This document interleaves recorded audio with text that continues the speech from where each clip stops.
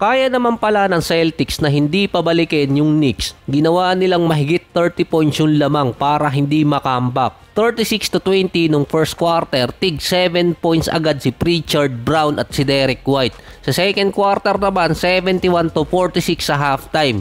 Nasa total na 17 points si Brown, si Tatum naman nasa 14 points.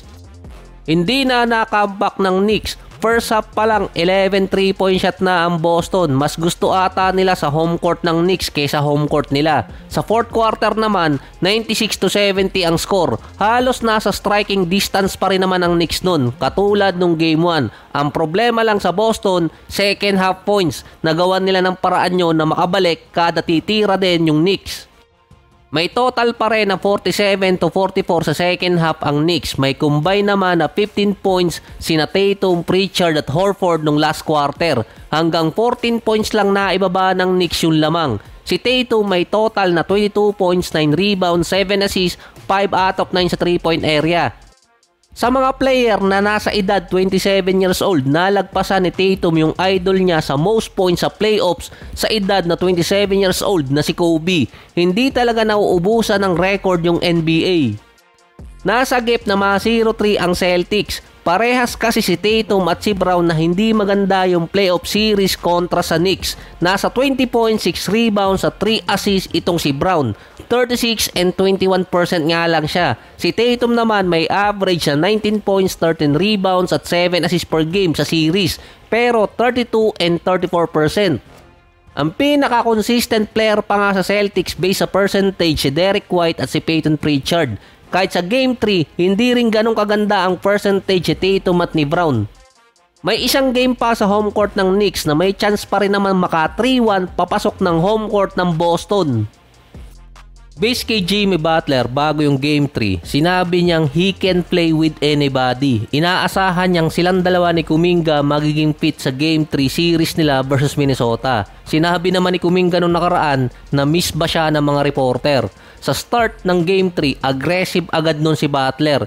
11 points agad siya after din ng 9-0 run ng Golden State na si Kuminga naman naka 6 points at 1 block. Big defensive effort agad yon kay Kuminga. Si Jimmy Butler naman ginagamit yung pick and roll na binibigay sa kanya lalo na kapag ang bantay mga guards. Ang problema lang sa Golden State sa start ng game, 4 points lang outside kina Kuminga at Butler. Si Trayce Jackson-Davis yung may 4 points na yon. Ang inilagay din ni Steve Kerr sa rotation. Kumpara sa Minnesota na 5 players agad na nakascore. Si Edwards nasa 7 points sa first quarter. Tabla yung score 21. Nagbuckles pa ako dun. Pagdating naman ng second quarter, 18-8 run ang Minnesota, 39-29, 6 minutes mark. Naka 9 points na nun si Randle na nagpapahirap sa Golden State ngayon. May combine naman na 21 points si Butler at si Kuminga. At may total na 8 points ang supporting cast ng Golden State. Sa mid-second quarter, nagkaroon ng 12-0 run ang Golden State. Nakalamang doon ang Warriors sa first half, 42-40. Walang naipasok din na 3-point shot yung Golden State, 0 out of 5 mula sa beyond the arc. Parang hindi Warriors yung naglalaro. Pero 38-18 sa points in the paint yung Golden State. Nalimit din nila yung pass break ng Minnesota dahil nung mga nakaraan, doon sila natatalo. Malas pa rin si Anthony Edwards kapag first half. Nasa 8 points pero 3 out of 12 mula sa field. Si Randle naman 13 points at 5 out of 14. Si Butler sa first half 18 points samantalang si Kuminga nasa 12 points. Points in the paint din ang inaatake ng dalawa na may combine agad silang 6 out of 8 mula sa free throw area. Sa third quarter naman, lamang ng 4 ang Golden State, 73-69. Doon na rin kasi umaatake si Edwards na mayroong 15 points sa third at may total na siyang 23 points. Mukhang hirap pa rin sa jump shot kaya layup at dunks ang ginagawa ni Edwards. 2 out of 9 siya mula sa 3-point area. Naka 20 points naman si Randle dun. Samantalang sa Golden State may combine na 48 points si Butler at si Kuminga. 28 kay Butler, 20 points para dito kay Kuminga. 6 out of 11 din sila mula sa 3-point area. 3 doon mula kay Buddy Hield. Si Draymond Green naman na foul trouble kaya hindi rin muna ibinalik. Nasa rhythm na rin si Anthony Edwards pagdating ng second half. Kahit si Butler umi-score, yung supporting cast niya si Kuminga. Tapos pasulpot-sulpot lang yung iba. 15-9 run noon ang Minnesota, 84-82 ang score, lamang ang Wolves, 6 minutes mark.